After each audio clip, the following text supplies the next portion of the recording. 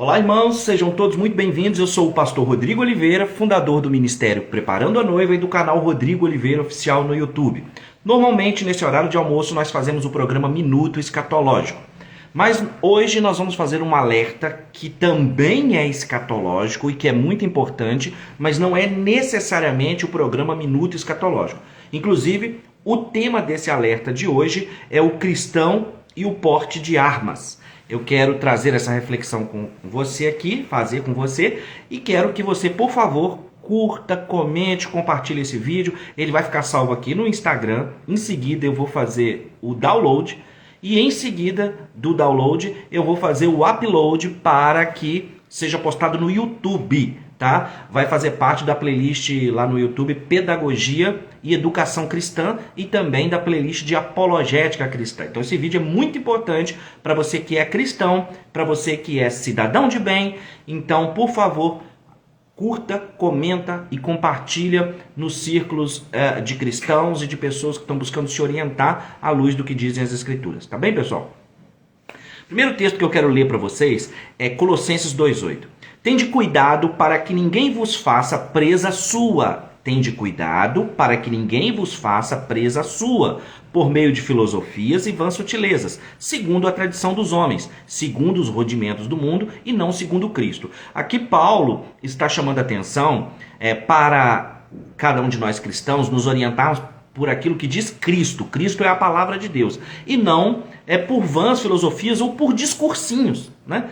Para que nós não nos orientemos por discursinhos, por historinhas, mas sim pela palavra de Deus que é Cristo. Ele chega a dizer aqui que está escrevendo para orientar para que ninguém vos faça presa sua. E é por isso que eu estou gravando esse vídeo no lugar do programa Minuto Escatológico hoje. Sobre o tema o cristão e o porte de armas, para que ninguém venha com um discursinho, com historinha e faça de você que está aqui assistindo presa sua. A tônica, o grande tema, a grande chamada do meu canal é o que dizem as Escrituras. Então presta atenção em tudo que eu vou te ensinar aqui à luz das Escrituras. Nosso segundo texto de hoje é 1 Samuel capítulo 13, versículo 19 ao 22, que diz assim: E em toda a terra de Israel nenhum ferreiro se achava, porque os filisteus tinham dito para que os hebreus não façam espada nem lança. Por isso todo Israel tinha que descer aos filisteus para amolar cada um a sua relha, e a sua enxada, e o seu machado, e o seu sacho. Tinha, porém, limas para os seus sachos e para as suas enxadas, e para as fortulhas de 3 dentes, e para os machados, e para consertar as agulhadas. E sucedeu que no dia da peleja, versículo 22, não se achou nem espada, nem lança na mão de todo o povo que estava com Saul e com Jonatas. Porém, acharam-se com Saul e com Jonatas seu filho. Veja bem, esse negócio de política de desarmamento do cidadão de bem, isso não é de Deus. O povo de Israel havia sido desarmado. O povo filisteu estava dominando, tomando conta de tudo, e só permitia com que o povo tivesse instrumento de trabalho. E eles só poderiam amolar esse instrumento de trabalho descendo até os filisteus, para que os filisteus pudessem controlar, pudessem monitorar que instrumentos cortantes era esse que eles estavam tendo. De forma que quando chegou o dia da peleja, estava todo mundo desarmado, não tinha ninguém com quem se defender. Com isso eu quero chamar a sua atenção o seguinte: o cidadão de bem, ele tem direito ao porte de armas, sim. O cidadão de bem, ele tem direito de defender a sua integridade e a da sua família, sim. E eu estou começando a te mostrar isso à luz das Escrituras e tenho certeza que você não imaginava essas reflexões que tem aqui. Então o primeiro texto está dizendo que a população estava desarmada, não tinha como se defender, de modo que os filisteus lhes oprimiam e que quando chegou a peleja ninguém tinha condição de defender a sua casa, de defender a sua família. Então esse negócio de política de desarmamento do cidadão de bem, isso não é de Deus. Eu quero ler um segundo texto para você que se encontra em 2 Reis, capítulo 19, versículo 11 ao 20. Eis que já tens ouvido o que fizeram os reis da Síria. Aqui o rei da Síria está afrontando Ezequias, dizendo que é para o povo de Israel se render logo, porque não vai ter saída para eles não. Então ele quer que o povo se renda logo, se entregue sem luta, e ele começa a contar como que ele tem sobrepujado as outras nações. Eis que já tens ouvido o que fizeram os reis da Síria a todas as terras, destruindo-as totalmente, e tu te livrarás? Porventura, as livraram os deuses das nações a quem meus pais destruíram, como a Gozã, e Arã, e Razef, e os filhos de Éden, que estavam em Telassá? Que é feito do rei de Amate, do rei de Arpade e do rei da cidade de Sepharvã, Renã e Iva? Recebendo, pois, Ezequias as cartas da mão dos mensageiros e lendo-as, subiu à casa do Senhor. E Ezequias as estendeu perante o Senhor. Ezequias estava não tinha como se proteger desse feroz rei que estava dominando todos os povos, Senaqueribe, rei da Síria. Então ele pega essas cartas de afronta, dizendo que nenhum Deus de nação alguma pôde livrar a sua nação da Síria, das mãos da Síria. Ele pega essas cartas de afronta e apresenta a Deus.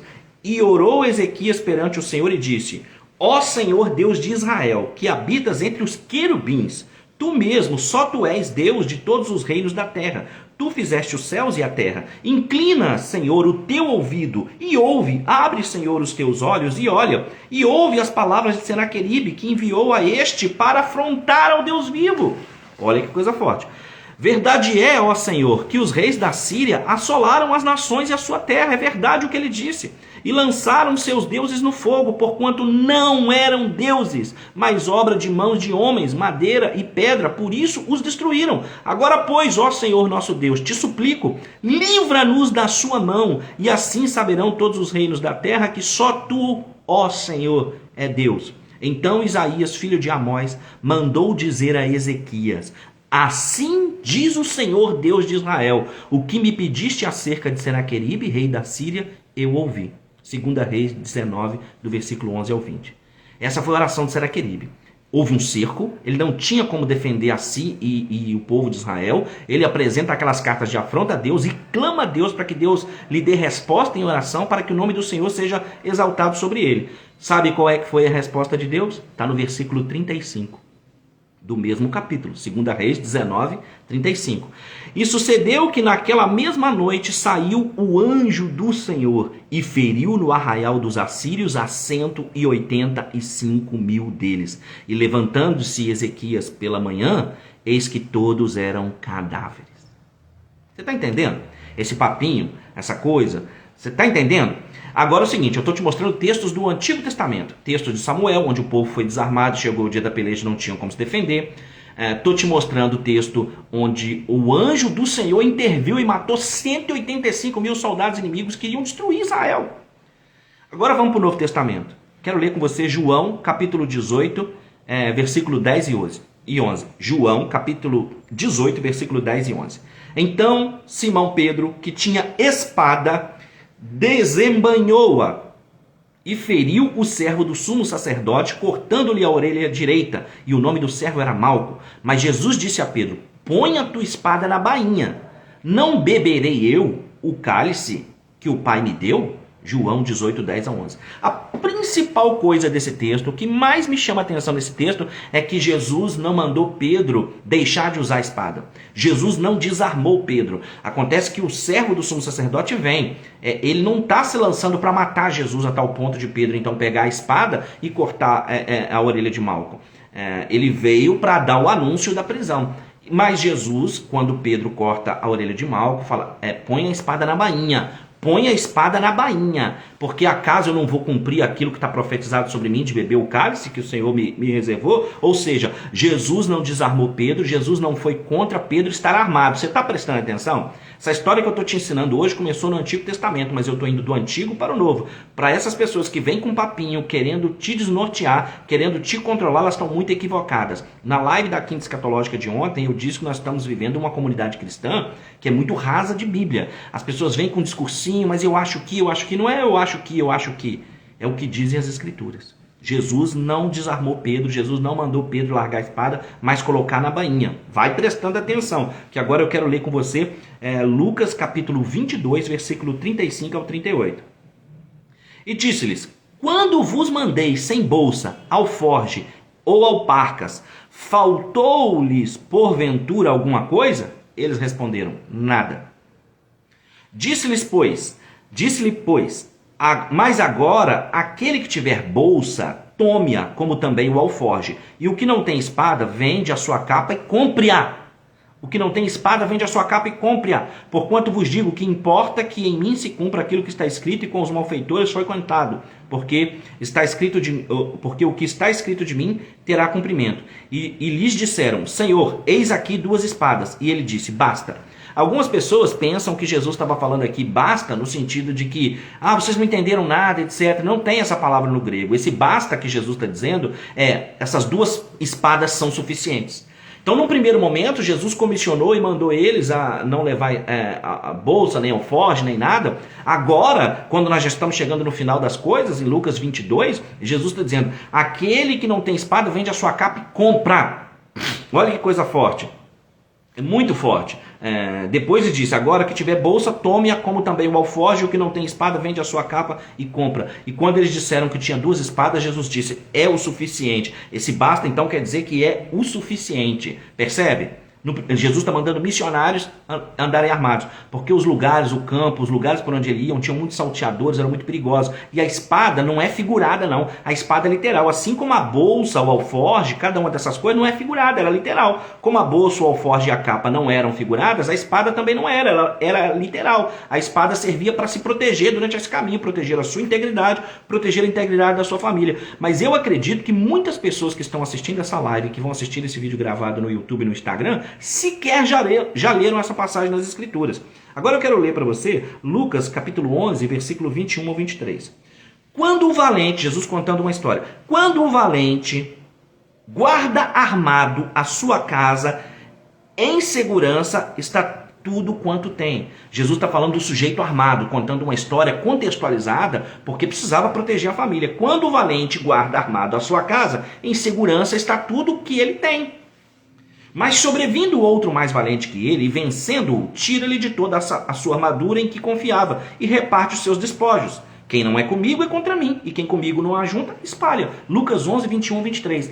Jesus vai falar então da sua obra de vencer o valente, com certeza, mas ele está usando uma parábola dentro de um contexto, porque Jesus é um missionário por excelência, que usa o contexto que o povo vive para explicar a sua palavra. Quando ele ia falar com pescadores, ele falava parábolas vos farei pescadores de homem. Quando ele ia falar de ovelha, ele falava que eu sou a porta, as ovelhas vão entrar. E aqui Jesus está usando um contexto de coisas que ele está falando. A Bíblia não se contradiz, a Bíblia não se pode contradizer, Jesus não se contradiz. Então, além das passagens do Antigo Testamento que eu li para vocês, estou lendo no Novo Testamento. Em João, Jesus não desarmou Pedro, só falou para embanhar a espada, porque precisava se cumprir sobre ele, dele ser preso como se fosse um malfeitor. Percebe? Não mandou desarmar ele. Quando nós vamos para Lucas 22, ele está dizendo: primeiro eu mandei vocês sem nada e falei que fossem pregar. Agora o evangelho foi anunciado. No entanto, para essa sua contínua caminhada, para essa sua continuação de obra, de ministério, quem não tem capa, vende e compra uma espada. Olha que coisa forte, cara. Olha que coisa forte, gente. Não tem figurado aqui não, é literal. E vende a sua capa e compra uma espada. E eles disseram: temos aqui 2 espadas, ele é o suficiente, porque nós vamos andar por lugares perigosos. Tá dando para os irmãos entenderem? E com isso nós vamos para Mateus capítulo 10, versículo 16, que diz: eis que vos envio como ovelhas no meio de lobos, portanto, sede prudentes como a serpente e inofensivos como a pomba. O que é ser prudente como a serpente, irmãos? Quando nós falamos isso, é porque tem muita gente que está sendo enredada por vãs filosofias, por discursinhos que não são a palavra de Deus, dizendo que o cristão é contra o armamento, que o cristão é contra a pessoa que é o cidadão de bem e que está legalmente com porte de arma. Quando o criminoso sabe que dentro daquela casa, dentro daquela fazenda, dentro daquele local tem uma arma, ou sabe que o porte de arma para o cidadão de bem é legal, ele vai pensar 2 vezes antes de agir. Agora, se ele souber que ninguém está armado, ele vai agir livremente. Não só ele, como ditaduras opressoras. Toda ditadura opressora primeiro desarma a população, conforme foi feito com o povo de Israel no texto de 1 Samuel que eu li para você dos filisteus. Irmãos, essa live aqui é para você assistir 1, 2, 3, curtir, comentar, compartilhar com o cidadão de bem, compartilhar com o cristão. Irmãos, você não está entendendo o que está acontecendo no cenário atual do Brasil e do mundo. E eu estou aqui como teólogo, como pessoa que estuda as Escrituras, mostrando para você, como pastor, como teólogo público, mostrando para você o que diz as Escrituras. Porque quando eu falo assim, eu quero dizer que todo pastor, gente, ele tem um papel público como teólogo. Todo pastor é um teólogo público. O que significa isso? Pastor Rodrigo, dizer que todo pastor é um teólogo público significa que o pastor ele tem a função de interpretar as escrituras, contextualizar e mostrar para o povo as escrituras e o que elas dizem para a vida prática de cada uma das pessoas. Portanto, tanto no Novo Testamento como no Novo, está aqui, a população, o cidadão de bem, ele precisa ter o direito de se armar para proteger a si e a sua família e a sua integridade, sim. Eu estou te mostrando isso nas escrituras. Contra as escrituras não há argumento, né? Estou falando aqui para cristãos, para cidadãos de bem, que querem entender esse assunto à luz das escrituras. Portanto, peço a você que comente, que curta, que compartilhe, para que as pessoas reflitam o que de fato diz as escrituras. Jesus não desarmou Pedro, Jesus não mandou Pedro largar a espada, falou para ele colocar na bainha, não falou para ele deixar de usar a espada, mas para que ele permitisse que se cumprisse aquilo sobre Cristo, de que ele fosse preso, mas não o desarmou. E ainda diz que agora que ele estava os comissionando e que o tivessem alforge, bolsa, e que quem não tivesse espada desse um jeito de comprar uma, e que aquelas duas bastavam para eles se protegerem no caminho.